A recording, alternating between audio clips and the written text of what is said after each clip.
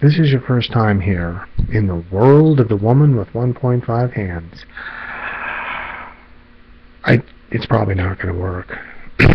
I would highly suggest that you watch the first one first, and then watch part 2, part 3, 4, 5, and you'll be back here before you know it. That said, here's part 14, or Durkheim.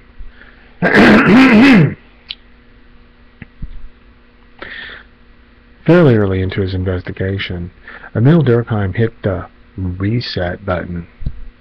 He had thanked in his dedication the economist Art de Geer, the psychiatrist Saul W. Ginsberg, a fellow sociologist Robert S. Lind, and the philosopher Arthur Murphy. Also, I sensed that though he appreciated the contributions of some of the coroners he met along the way, that on the whole their work was spotty and ultimately unreliable. At one point, he threw up his arms, said it would be better to start over, rely exclusively on the statistical evidence, and trust that the statistical trail of crumbs would steer him towards some scientifically sound conclusions, maybe even conclusions that point toward pragmatic, actionable ways to lower the suicide rate. I imagine his first question after this reset was, alright, what do I know? 4 out of 5 suicides are men. How are men and women different?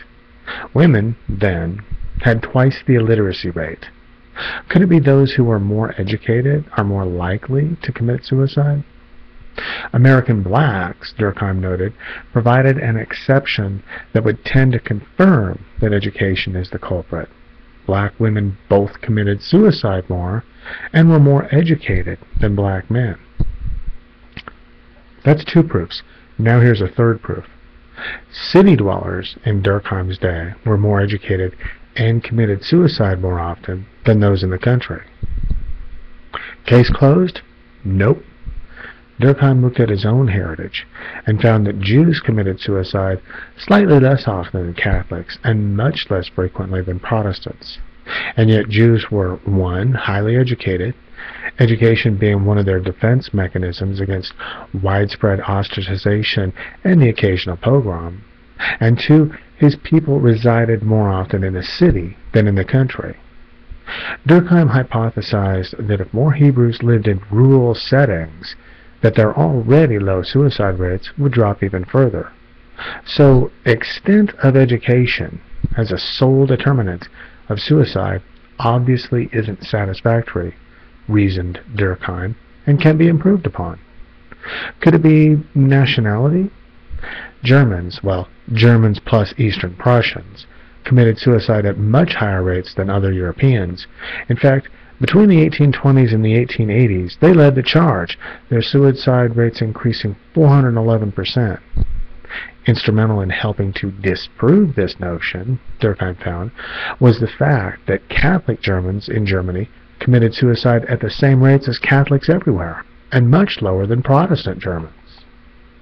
This was one of Durkheim's better refutations of imitation, as these Catholic Germans, whether residing in a province where they were the majority or in the minority, failed to imitate the suicide rates of nearby or faraway Protestant Germans. And this despite many of these Catholics venturing into contiguous Protestant provinces weekly, daily, even several times a day. So it's not that they weren't often interacting socially, because by and large many were. It's that they didn't share the same faith. So, if it's not nationality, maybe it has something to do with religion? Well, yes and no, wrote Durkheim. Even though most Protestants had higher suicide rates than Catholics or Jews, hop on over to England, and those in the Anglican faith, a Protestant denomination, committed suicide about as often as Catholics all across Europe. Here Durkheim pulled out a third petri dish and asked, what do Anglican Protestants have in common with Catholics, and how are they both different from German Protestants? He examined their histories, organizational structures, and differences in precepts. After breaking with Catholicism, Anglican Protestants quickly established a rigid hierarchy and adopted a single stable interpretation of the Scriptures. This interpretation was declared good enough for everyone, and very shortly thereafter, what few minor changes in dogma that did occur originated only from those near or at the top of their hierarchy. "We broke, we're done," said the Anglican Protestant leadership to their followers. "We appreciate you coming to church, but we no longer need your input vis-a-vis issues of structure or the Word of God." Which is a different attitude than what had united Anglican leaders and Anglican churchgoers in the first place, which had been an attitude of questioning the too rigid and too arbitrary authority of the Catholic hierarchy, and specifically questioning their ossified, if not petrified, version of the New Testament. After sailing back to the continent, Durkheim found that, he had been in England checking out the Anglican Church. After sailing back to the continent, Durkheim found that German Protestants, most of them Lutherans or Calvinists, had a much different way of carrying on after their break with Catholicism. German Protestant pastors allowed, even encouraged, free inquiry, individualism, questioning authority, and questioning stale ways of looking at the Bible. Hence, as this Reformation continued, it's not surprising that German Protestants kept on splitting off into newer denominations, question authority often enough, and soon more leave, start up their own churches. Also, notice what keeps them busy. Anglicans and Catholics don't have to worry about matters of ritual or altering the words of the catechism. They just dress up on Sunday, get put through their paces, repeat the divine words, kneel, stand, wafer, grape juice, visit with others in the foyer, go home. Concerned with neither divisive nor individualistic nor deep ecclesiastical thought, Durkheim asked, where do both Anglican and Catholic parishioners turn their attention? Answer, toward other parishioners. Thus, their lives become more intertwined, more cohesive. German Protestants, on the other hand, are asking those deep ecclesiastical questions, noted Durkheim. They are questioning dogma, and they are, when the Spirit moves them, offering to the pastor and his flock their take on the good book. In other words, they're there for God. They're not there necessarily for the people near them in the pews. They want a personal relationship with Jesus. They're not driven to have a personal relationship with everyone who attends their church. And in fact, if they're not listening to a sermon or sermonizing themselves, they're often preparing their next sermon, which entails many moments of another solo activity, namely, reading the gospel. Hence, the pews in German Protestant churches are veritable breeding grounds for leaders. But, compared to Anglicans and Catholics, how well German Protestant churchgoers get to know each other, how integrated their lives are with each other, is sorely lacking. Durkheim's point, the more integrated or interconnected a congregation is, the lower their suicide rate. Judaism, Durkheim added, corroborates this model. It has an established, unchanging hierarchical protocol. Its precepts have been pretty much set in stone for at least a couple thousand years, 10 of them literally chiseled into stone. And Jews are a people who, because of their slavery in Egypt and the diaspora, have grown to be very dependent on everybody constantly checking up on each other, looking out for each other. Durkheim wrote that since all four, Judaism, Catholicism, Anglicanism, and German Protestantism, preached or counseled against suicide, it would seem then that degree of integration mattered more than what was said in the pulpit or in the confessional. Case in point, of those four, the faith that offered the least punishment in the hereafter for committing the sin of suicide just happened to be the one with the lowest suicide rate, Judaism. This shows that whatever effect preaching against suicide has in lowering suicide rates is obviously being outcompeted or overridden by a powerful counteragent, or by multiple counteragents. Sidebar. A modern iteration of this same principle happened recently at Arrowhead Stadium and involved many drunk potential rapists who, by being drunk, increased their potential to rape, according to irrefutable FBI stats.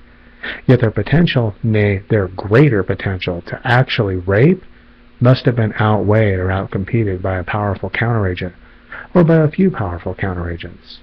And this I base on, from what I saw and heard, 0 women having their keys at the ready at that game. Which brings us to a dissection of Germanic Protestantism, and to a closer look at a real-world manifestation of one source of their lower degrees of integration. Calvinists and Lutherans comprised almost all of Germany's Protestants in Durkheim's day.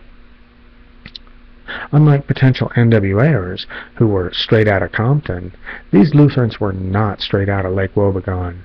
Oh no, they were a bit more prickly than that. And Calvinists, then, even stricter.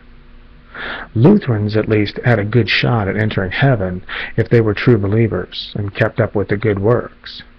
Even the purest, holiest, most austere and self-denying Calvinists weren't guaranteed passage beyond the pearly gates, though, no matter how many good deeds they performed. Good deeds were great, but also required of Calvin's followers. If a fellow Calvinist, allegedly minding his own business, just happened to see you performing many tremendously benevolent good works, you wouldn't hear about it. But one little slip-up, oh, you'd definitely hear about it. Which sounds contradictory, but it's not. In other words, say there's a Calvinist who's doing a pretty good imitation of being his brother's keeper, though if asked, he'd say he wasn't his brother's keeper, who just happens to witness a fellow Calvinist sinning, and then comments negatively about that sinning to him. Wouldn't these Calvinists have to be at least somewhat integrated for that conversation to even take place?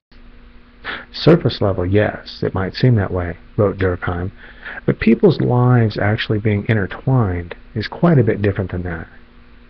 2 vignettes. The first one's mine.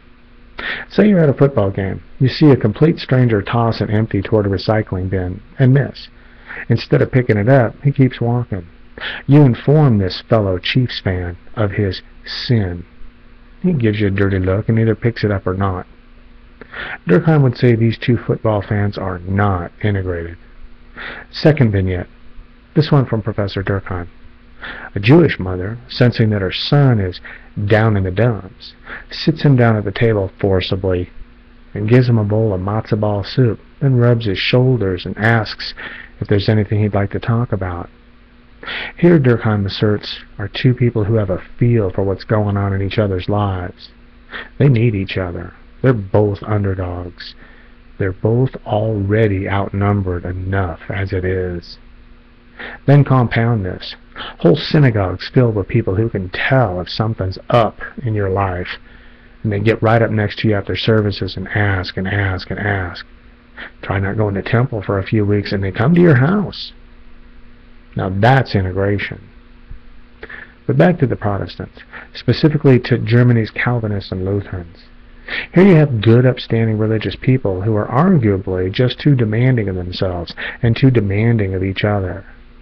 When a fellow believer is around when something good happens, and by all rights should be implicated at least, if not credited with it for God's sake, like she literally pulled that drowning child out of a rushing river, when that happens, or something like it, then God did it. God gets all the credit. God gets all the glory. But if there's one tiny transgression, then it's all the sinner's fault.